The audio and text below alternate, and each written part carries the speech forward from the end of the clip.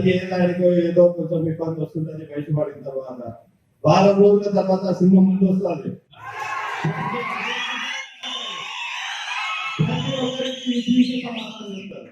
ఆ రోజు ఈ ఎవరైతే చీఫ్ రాజకీయాలు చేయాలని ఆలోచిస్తూ ఉన్నారో వాళ్ళకి చెప్తా ఉన్నది.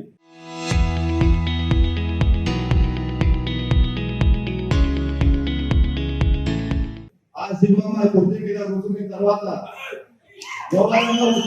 మాట్లాడని చూస్తున్నాం. నేను ఒకటన్నా ఈ రోజు ఇంకొకటి కూడా మన నియోజకవర్గ ప్రజలందరికీ చెప్పదలుచుకోనున్నా. మా పెద్ద ఇప్పుడు వరకు అయితే అనేక రకాలుగా మీకు సేవ చేయగలిగినారు. ఈ రోజు జగన్మోహన్ రెడ్డి అన్న నాకు అవకాశం ఇచ్చినారు. ఖచ్చితంగా ఎటువంటి సమయంలో అయినా కూడా మేము నా గేట్ తాగకపోవచ్చు. ప్రతి సమస్యకు పరిష్కారం అంటూ ఉంటుంది. ఆ పరిష్కారం దొరికేంత వరకు నేను ఎవరిని వదలను. టీడీపీ కూడా ప్రభుత్వం ఉంది. కూటమి ప్రభుత్వం ఉన్నందుకు వాళ్ళు మన లీడర్ల మీద కానీ కార్యకర్తల మీద కానీ అనేక రకాలుగా ఇబ్బందులు పెడతా ఉన్నారు. అనేక రకాలుగా ఉన్నారు. మనం అంతా ఓర్కబట్టుకున్నాం. మన చేతనంత వరకు మనం కష్టపడతాం, పోరాడతాం.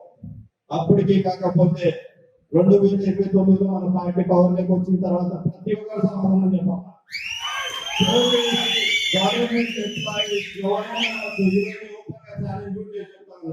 ఒకవేళ మా పార్టీ వస్తే మా పార్టీ కార్యకర్తలకి దెబ్బ పడితే వాళ్ళని మోసం చేయాలని చూస్తే ఒక్కొక్కరిని ఖచ్చితంగా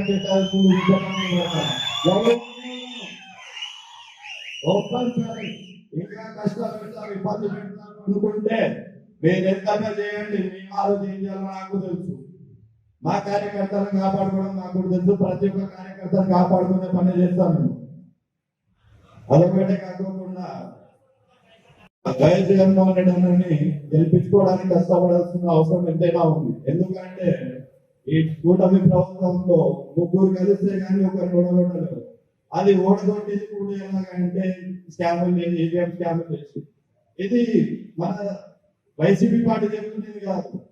union finance minister Nirmala Sitharaman గారి అయినా భర్త గారైనా ఆయన చెప్తున్నారు. ఏమని చెప్పినారు? రాత్రి 54% లో ఉన్న ఈవీఎం లో రాత్రి 100% ఎలాగైంది, 94% ఎలాగైంది అని చెప్పి కూడా ఇది వైసీపీ పార్టీ చెప్పింది కాదు. ఆయన యూనియన్ ఫైనాన్స్ మినిస్టర్ చెప్పిందే. అంటే మనం ఆలోచించుకోవాల్సింది ఏంటంటే 40% మనకు ఎలాగున్నా కూడా మన ఓట్లు మనకున్న రాష్ట్రంలో ప్రతి ఒక్కరు కూడా ఇప్పుడు ఇంకా కష్టపడాలి. మనందరం కష్టపడితేనే మన పార్టీ గెలిపించుకోవాలి. అది కాక మనం ఇంకొకటి ఆలోచించుకోవాల్సింది ఏంటంటే మన వాళ్ళని కాపాడుకోవాలనే ఒక ఆలోచన మనకు ఎంతైనా ఉండాల్సిన అవసరం ఉందని కూడా చెప్తాను. Thank you. ఇప్పుడు ప్రభుత్వంలో వచ్చిన తర్వాత కూడా మన జగన్మోహన్ రెడ్డి ప్రెస్ మీట్ పెట్టిన తర్వాత మన ఎమ్మెల్యే విజయనాథ్ గారు ఓటర్ల పార్టీ అని చెప్పి ఒక కమెంట్ ఉన్నారండి వైఎస్ఆర్సీ పార్టీ మీద. 2004 అప్పటికి మన ఎమ్మెల్యే విజయనాథ్ రెడ్డి గారు రాజకీయాల్లోనే లేదు. ఆ టైంకి 2004లో బాలకృష్ణ గారు పోయి షూట్అవుట్ చేసినారు. షూట్అవుట్ చేసిన తర్వాత వాళ్ళని కాపాడుకోవాలని చెప్పి సీఈగా మన దిగుమత నేత రాజశేఖర రెడ్డి గారి దగ్గరికి వచ్చింది నిజమా కాదా?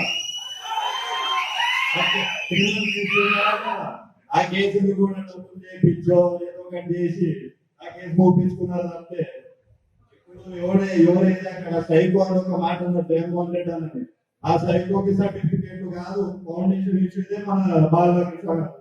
రోజు ఏదో ఒకటి నచ్చితే కొడతాడు, నచ్చకపోతే కొడతాడు, ఏదో నోటికి వచ్చినట్టు మాట్లాడటం. అది కాక గుడ్డల పార్టీ మనం ఎవరిని మోసం చేసాం, ఒక మోసం చేసి ఒక నాయకుడి పేరు చెప్పండి మన వల్ల. లేకపోతే జగన్మోహన్ రెడ్డి అన్న ఇచ్చిన మాట ఏ నాయకుడు కన్నా తప్పినారా, ఏ కార్యకర్త కన్నా తప్పినారా?